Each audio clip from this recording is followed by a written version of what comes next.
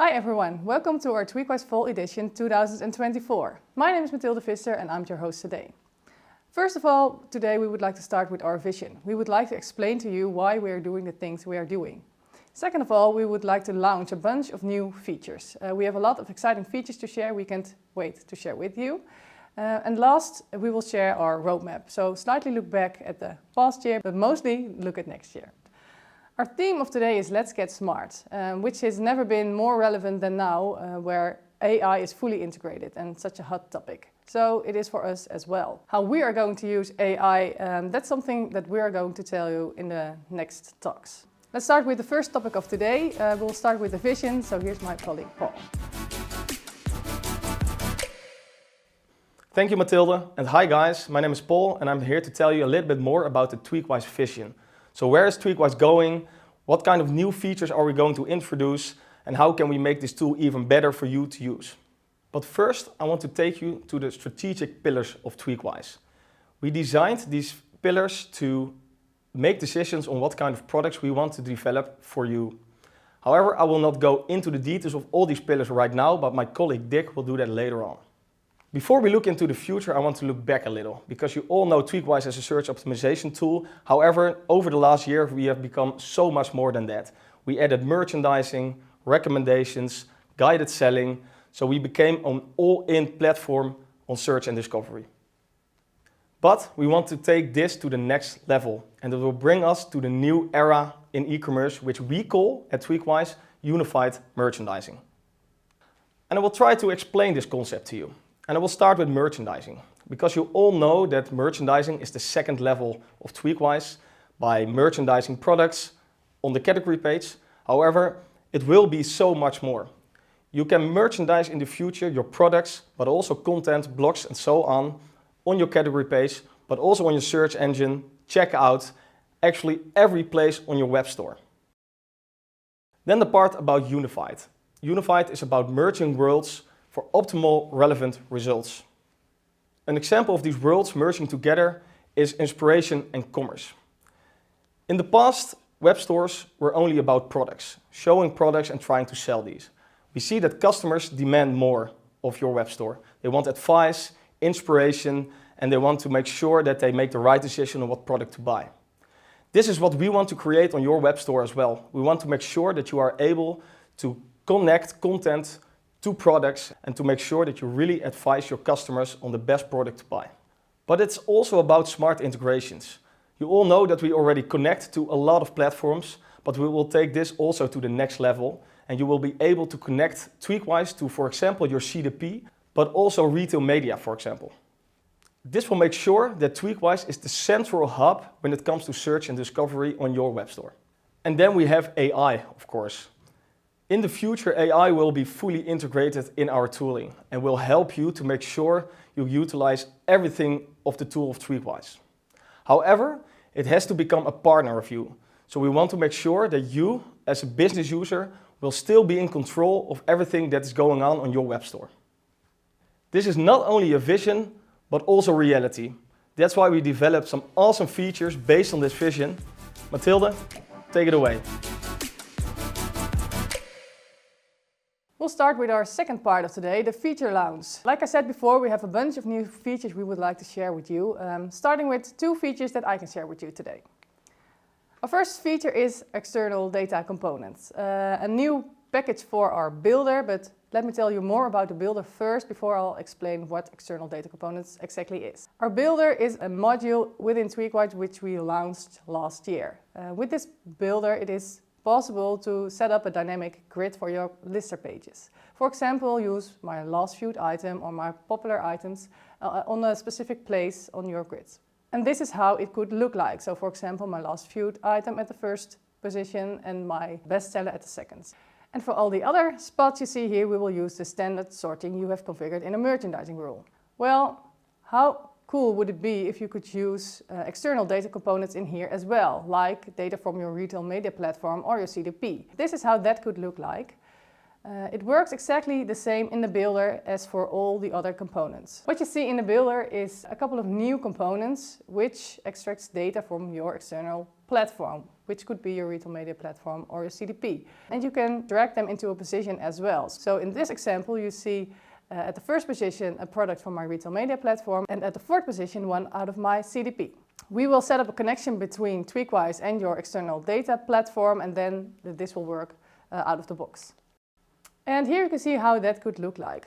At the first position you see a product from a specific brand. And then at the fourth position you see a personalized product. So in this case you see a yellow striped sport shirt, which could be my personal preference. And as you can see, the other components are still here. So my last viewed product or my previous bought product are still in the grid as well, next to my products from an external data component.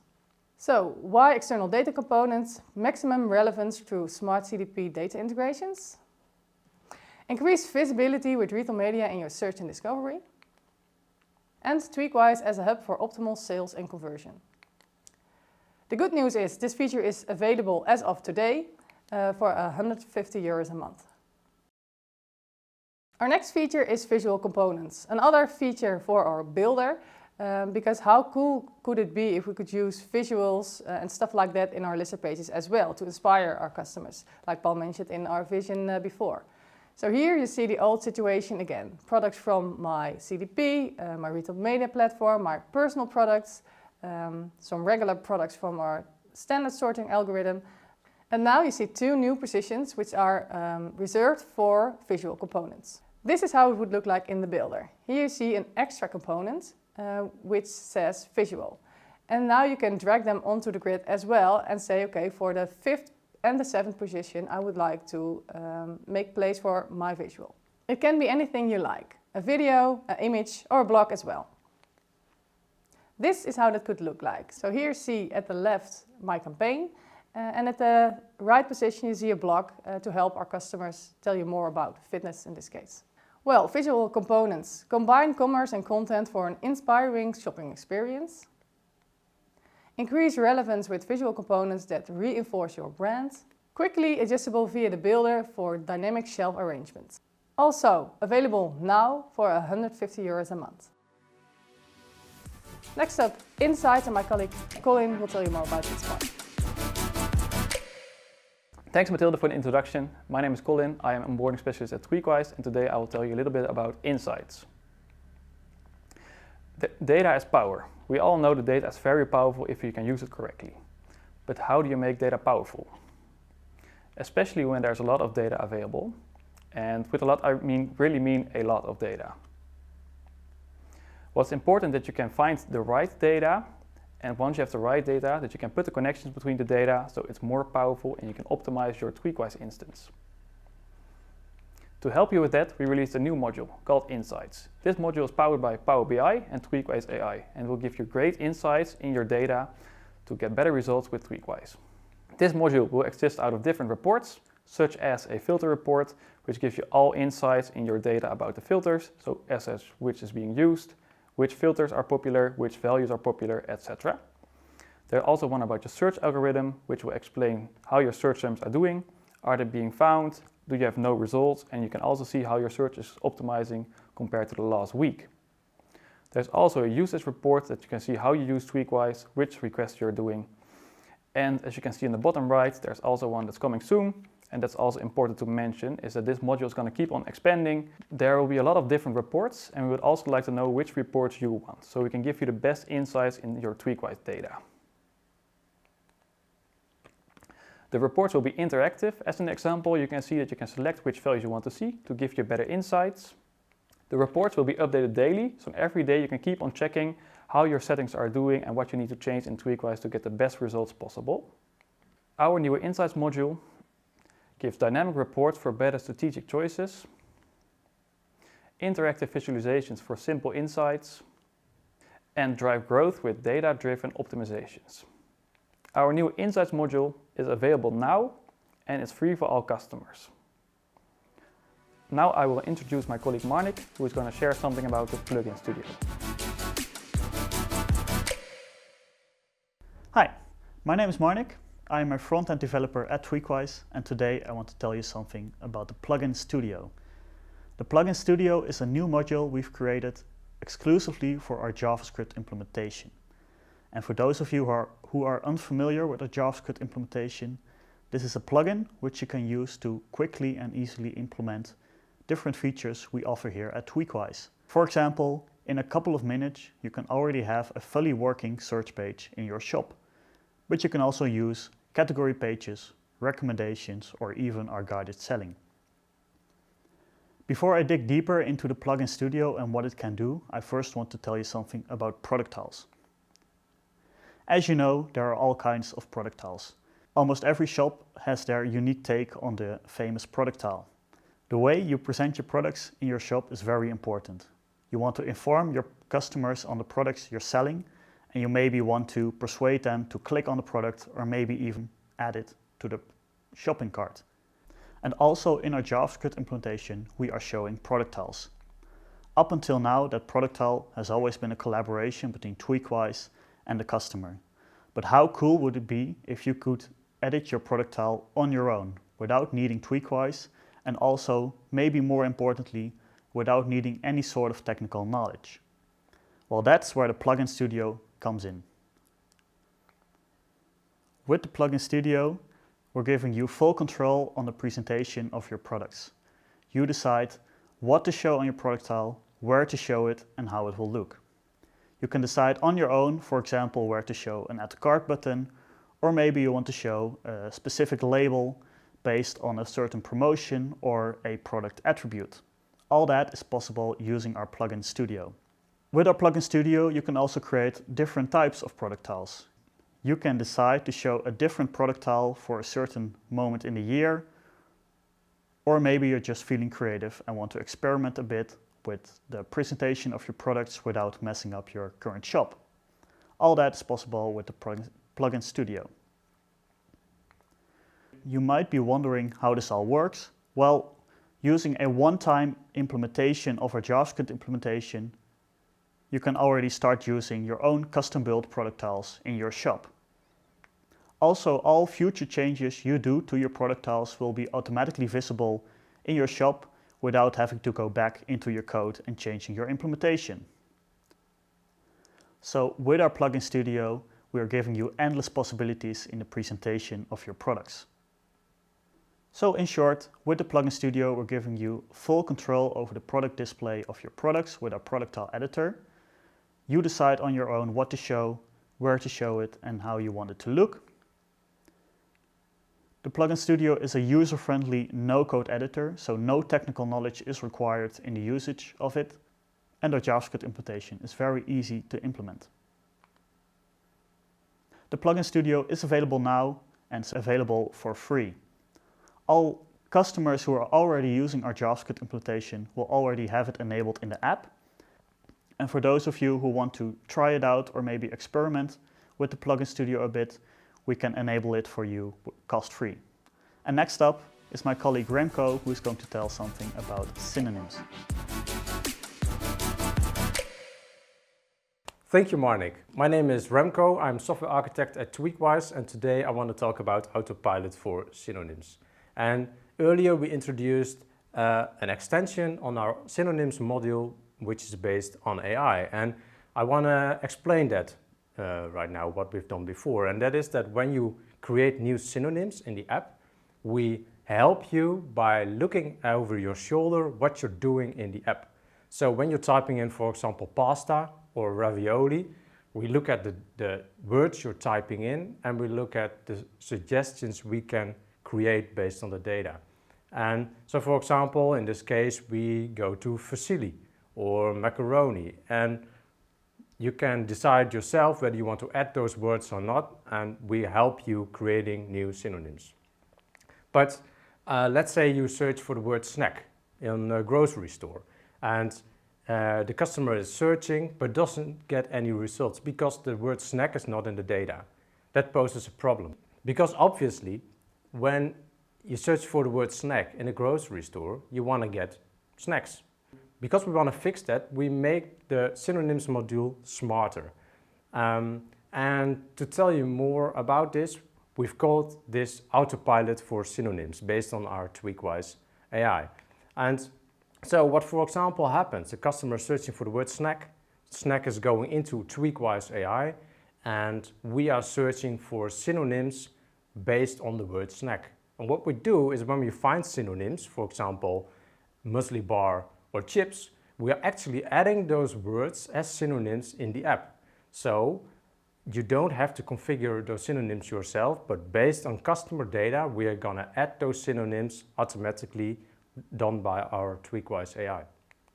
To give another example, if a customer is searching for a custom jacket and we don't find the word custom jacket in the database, but they're actually selling blazers or jackets, we are creating synonyms based on those words.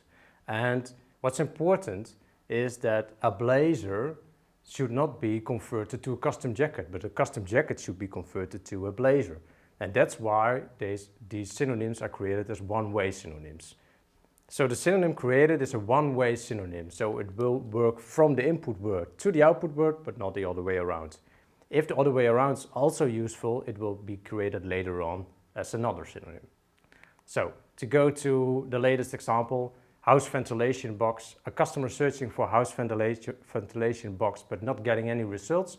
We are looking at the data, find products that are house ventilation boxes and add those synonyms to the data. So to summarize, when you search for snack, you get actual snacks. You will get fewer no results due to automatically generated AI synonyms. Also, you will save time with automatic addition of relevant synonyms, and it will be available mid-October. The feature will be free for everyone. Now we want to talk about a different feature, the search algorithm weighting. And to do that, first we want to look back at what we are doing right now. So what we're doing is when a customer starts searching, we are executing the search algorithms in order. So a customer executes the search, we execute the first search algorithm, for example, exact match based on EAN. We don't get any results, so we move to the next one. In this case, category, we are actually finding products there and then yielding those results. But it's actually a shame because, as you can see, we also have a word search configured, but the information returned from the word search is now not embedded in the end result. And it could contain really interesting information. And to give an example, when you search for the word tomatoes, you will get, for example, a match on category, and now you will see tomatoes. But maybe you also wanna see tomato sauce or maybe tomato salad. And to actually do that, we've made the search algorithm smarter. And to elaborate what we mean with smarter, I'll go back to the search algorithm configuration again. And as you can see, we've added some settings. So you can configure if you want to proceed, and you can configure what the importance is of the search algorithm. So when a customer is starting to search, not only the search algorithm will be executed and returned, which returns actual products, but all search algorithms will be executed. And we combine the end result. And to give you more control, you can configure whether you want to continue or to stop. And you can configure how important the search algorithm is relative to the other search algorithms. And you can do that by using the slicer, as you can see. Also, a merchandising rule is really important because the merchandising rule is saying something about the general importance of products in your shop. So, for example, products that are out of stock should be lower and products in stock should be higher. And to configure the importance of the merchandising rule relative to the other search algorithms, you can also configure that using that slider.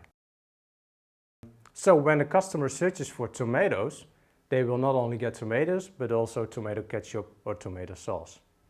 Now, to explain how this actually works, we go back to the same screen again, and as you can see, we have configured the search algorithms.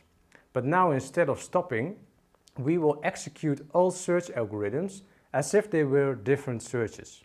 And then, based on the results and based on the configuration you've done before in the slicers, we will combine this to one major combined search algorithm result.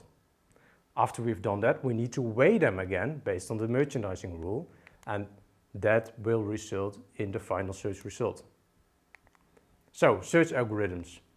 With search algorithms weighting, you will get maximum control over the search results and their order. You can optimize your shelf layout by fine-tuning search criteria, and it will give fully customizable search algorithms to your customer search behavior. The feature will be available mid-November, and this feature will also be free. So now we've introduced these search algorithms, we can also start introducing new technology in these search algorithms. And Mark will tell you more about this in AI Factor Search. Thank you, Remco. And my name is Mark Sellis. I'm a data scientist at Tweakwise, and I'm happy that I can tell you something more today about AI Factor Search. I'm going to tell you something about how AI Factor Search works, what we can do with it, and how we make AI Factor Search work within e-commerce.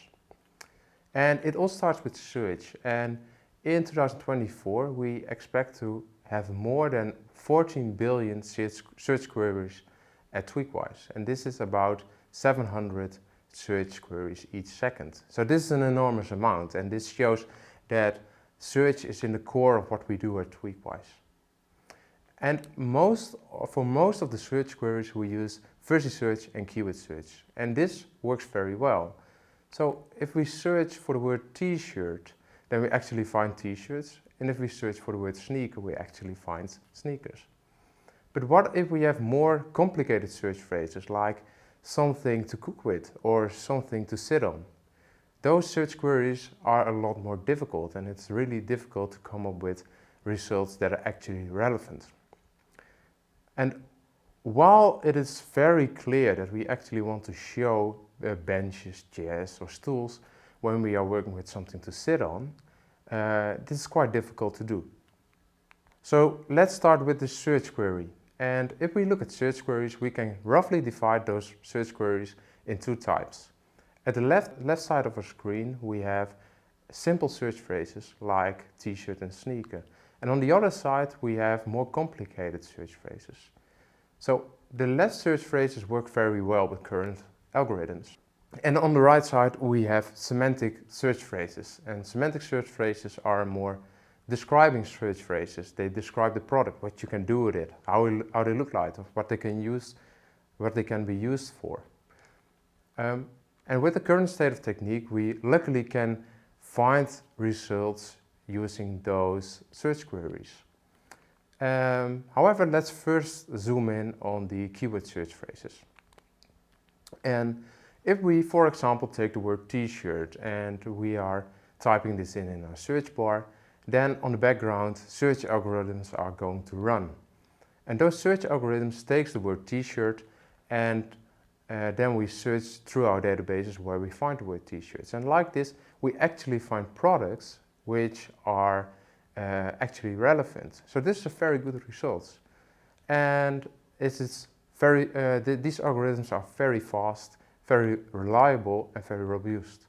So this actually works very well. Yeah, so let's take a look at the search phrase something to sit on. So what happens is that we are using the search phrase in the same way. So we are going to look for the words something to and sit on. And of course this doesn't work because the product that we are looking for, like a bench or a stool or a chair, is not explicitly named in the original search phrase. So this will not work. But why is it so easy for us humans to understand this search phrase? Like when we humans take a look at this search phrase, we do not look at the words, but we take a look at the entire sentence. And for us it's directly clear that we want something to sit on. Not the words, but actually something to sit on. So a bench or a chair, something like that. And that was also the starting point for us, and we started looking at AI solutions to improve this. And then we came up with AI factors, and I will very briefly introduce AI factors. And AI factors are basically very simple because we have an AI model, and in this AI model we place some text, and out of this AI model comes an array of numbers. So it's basically just a combination of numbers. However, the interesting thing about the numbers is that it represents the meaning of the original sentence. So if we take the search phrase something to sit on, we put it through our AI model, then the numbers that come out actually capture the semantic explanation of the text. So it basically captures what the text does mean. Let's look step by step at how this works. So it all starts with our Tweakwise AI, and as a part of our Tweakwise AI model, we have an AI model. This is our vector model. And this vector model is trained with a large data set of e-commerce data. So this AI model has seen descriptions of all kinds of products like chairs, benches, sneakers, all kind of stuff. But not only this, it has also seen all kinds of search phrases, all those semantic search phrases. And because this model has seen all this data, it learned the meaning of the search phrases, but also the meaning of the products. And this is a very important step, and we chose this step very carefully at Tweakwise because we want to be sure that we have an AI model that understands the e-commerce language. So there are all kinds of vector models available worldwide, but those models basically only understand language. So for example, we can have a vector model that understands the English language. And that model is very well capable of understanding that the sentence "I walk" and "I am walking" are very similar. However, this is a different problem than mapping search phrases to products that are actually relevant. So this is a very important difference, and that's why we chose to train our AI model with e-commerce data and search phrases. So how does this look? What does come out of this AI model? Well, on the screen we see all kinds of search phrases and products, and now all those search phrases and products are labeled, and this label is actually the vector. And when we take a look at those vectors, then we do not really understand what those mean. However, as I mentioned earlier in this talk, that number, the vector, actually means something. And we can take a look at this meaning if we look at the vector space. And the vector space you can compare with a 3D space. So if we place all products and descriptions within the vector space, then we actually find clusters. And take a look at the cluster in the middle of the screen, for example. There we find a search phrase and also products that are actually relevant to the search phrase.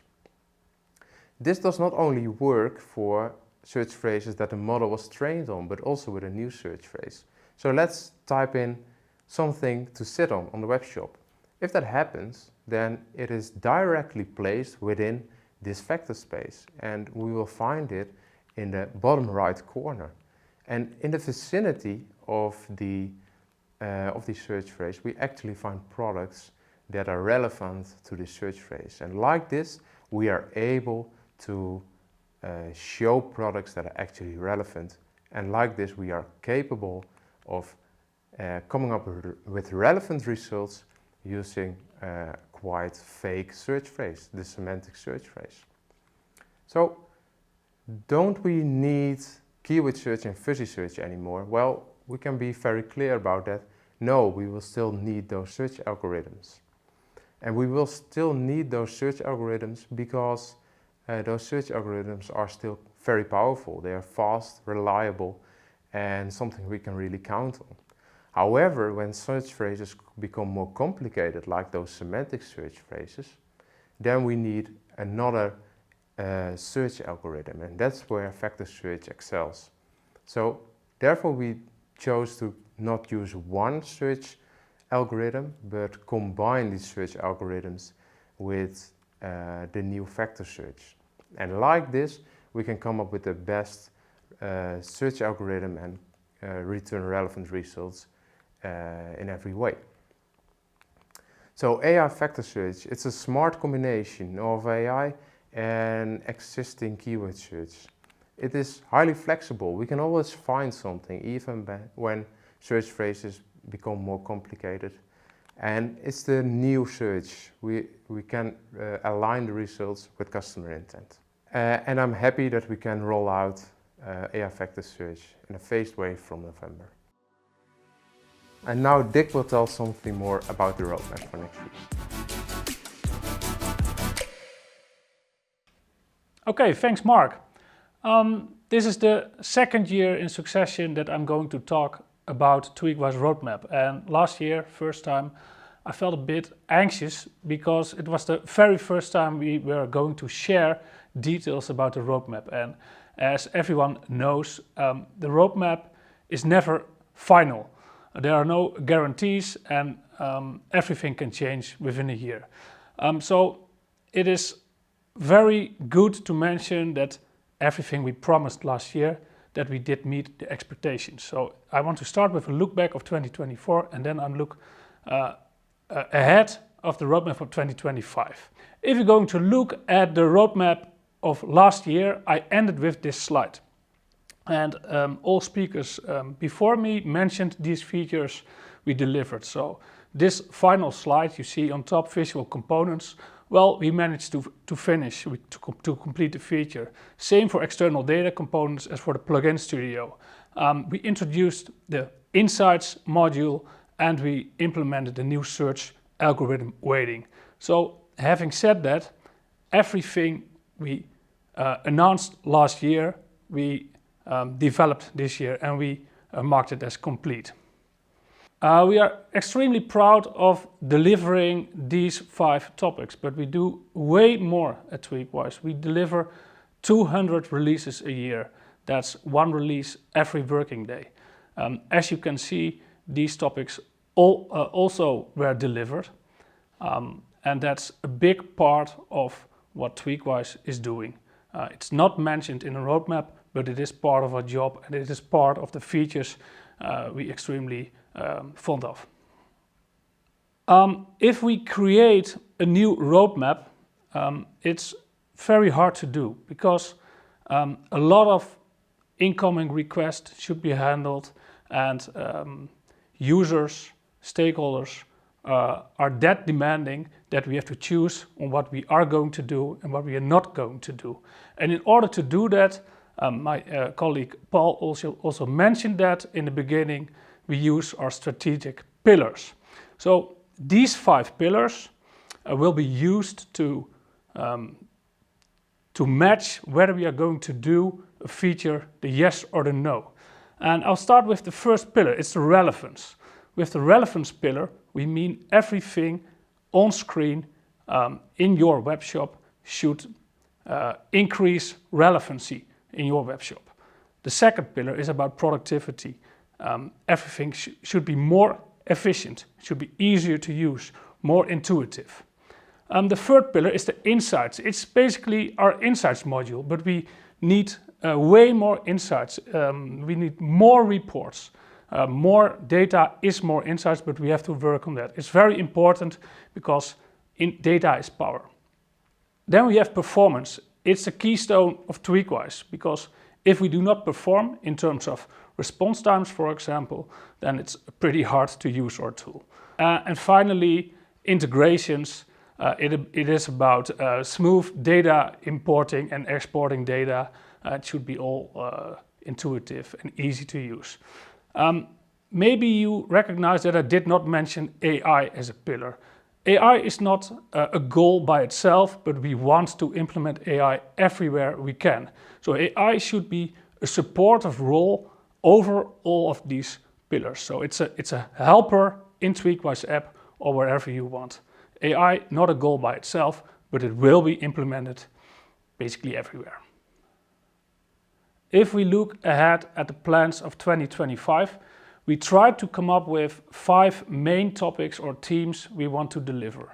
And although we are not mentioning dates or expectation dates, we do have expectation quarters, so to say. So every topic I'm going to mention will have something said about when you can expect it. The first topic we are going to focus on is the flexible sized grid items. It's part of the builder, which will become way more important in Tweakwise app. And with the flexible sized grid items, you can, for example, put your banner on 3 blocks width or 2 blocks height, for example. In the builder as well, we will enhance the opportunities you get in the visual components. Now it's a one-on-one relation. For example, banner A will fit category A, but it should get more conditions. Like you want to have a banner positioned only on a certain spot when it hit a certain search phrase. So you get more opportunities to configure a dynamic way of showing your banners. We mentioned the AI factor technology before. It is part of the search funnel, but we will also introduce it in our recommendations.